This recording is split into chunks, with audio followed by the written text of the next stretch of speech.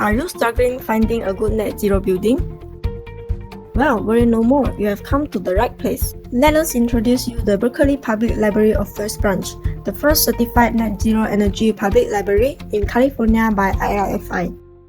Designed by architect HED, the building totals 9,500 square feet, sits on Berkeley, California, was completed in 2013. With the design approach of energy reduction, the building has won numerous grant awards including IES Illumination Award, AIA East Bay Design Award, AIA COTE Top 10 Award, and LEED Platinum certification. As a net zero energy building certified in 2015, 100% of the building's energy is supplied by renewable energy. Annual energy use 66,000 kWh is lesser than the energy generated, which is 73,000 kWh, while most of the energy consumption is on light, 28,000 kWh. The building has negative EUI, showing it creating surplus energy. The building is producing more energy than it uses. To achieve zero net energy status, the building has reduced its energy footprint through integrated passive and active strategies, such as facade, lighting system, HVAC system, renewable energy, as well as waste and water management. For the facade, the building integrates southern sunlight by orienting its front facade towards south. The front facade of the building is made out of fiber cement windscreen panel, FSC wood cladding, integral sun shading, and triple glazed low-E curtain wall. Fiber cement windscreen panel with insulation has high R value which provides excellent thermal insulation besides keeping moisture away. It is articulated in a neutral gray to make the building distinct from surroundings while still relating to the overall urban context. The building is also cladded with FSC wood to form a welcoming entrance porch. FSC certified wood is from well-managed forests and recycled sources. There are horizontal shading devices on the curtain wall facade to reduce solar heat gain and glare. The triple glazing curtain wall with lower U factor reduces solar heat transmittance, making it ideal for passive solar design. The lighting system of the library utilizes natural and artificial lighting to fulfill the function of the library. For natural lighting, daylight is provided through skylights, south-facing windows, and additional windows on the north and east sides. Skylights facing north provide even, glare-free light throughout the day, forming large comfort volumes over the space to give a monumental appearance. The ceiling panels are angled to reflect and diffuse the incoming light. Interior clerestories and glazed walls allow borrowed light to penetrate the building. As a result, the library is 97% daylit and has outdoor view from 95% interior spaces. Artificial light is designed to provide adequate task lighting in areas with lower ambient light levels. Daylight sensors are installed to control artificial lights as daylight levels change. All electric lighting will dim or turn on and off in response to daylight availability. This reduces the perception of visual glare during dark days and evening hours.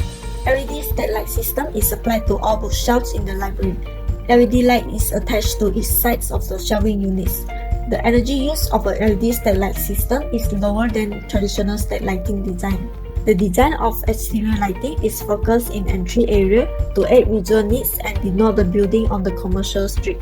The HVAC system, also known as heating, ventilation, and air conditioning, is well designed and applied in the building. For passive strategy, ventilation and air movement is provided through the windows on the north and wind chimney at the south. Because the prevailing winds are from the south and southwest, negative pressure on the north side of the chimney creates a natural draft that draws air out and pulls air in through the north windows. It is a good design strategy to remove windows at the south side to block out traffic noise while providing good ventilation. As for the active strategies, there is a radiant floor system powered by solar thermal panels on the roof which produce hot water to provide heating and cooling throughout the seasons. The system is triple-walled PEX tubing inside 4-inch floor stack. There are rental radiator columns in front of operable windows which preheats the ventilation air while creating a vertical screen. Building Management System BMS controls the windows, skylights, radiant heating and cooling. It performs scheduled checks and closes windows when necessary to avoid wasting energy. There are 4 modes of heating and cooling. Firstly, heating season. Solar thermal collectors heat water in the radiant slab. Fresh air from automated open window is preheated by radiators. Secondly, early cooling seasons. Cool outdoor air is drawn through open windows. Warm air is vented out through the operable skylight and chimney. Thirdly, cooling season. Early cooling season mode plus roof fans and exhaust fan at the top of the wind chimney. Lastly, peak cooling events. Windows, skylights and wind chimneys are closed. Heat pumps provide cooling through the radiant floor. The building is 100% supplied by renewable energy from solar photovoltaic system. There are 4 rows of PV panels on the roof mounted between 3 rows of skylights. The 120 panels are part of the 74,000 kWh grid-tied system that powers the building. There are also solar thermal collectors generating 8.4 kg British thermal unit per square foot per year. Photovoltaic panels and solar thermal panels are used for radiant heating and cooling, electricity, and domestic hot water. Since the panels provide hot water for radiant heating system, they are sloped at steeper angle for higher efficiency in winter as sun is lower in the sky. The library also provided a public curbside electric vehicle charging station that was powered in part by solar panels, which helps in reducing greenhouse gas emissions. The library's solar panels produce average 500 kWh per month, more than the building uses. Enough energy to power 2 houses for a year. There are 3 strategies in waste management, which are carbon reduction, transportation mitigation, and resource conservation. In carbon reduction, the building reduces carbon footprint through operational energy reduction and embodied energy savings. For transportation mitigation, strictly no on-site parking. The patrons and staff rely on an efficient public transportation system, including 4 bus routes, BRT within 1/2 mile, and a bicycle boulevard 1 block away. As for resource conservation, building materials were carefully selected to minimize embodied energy.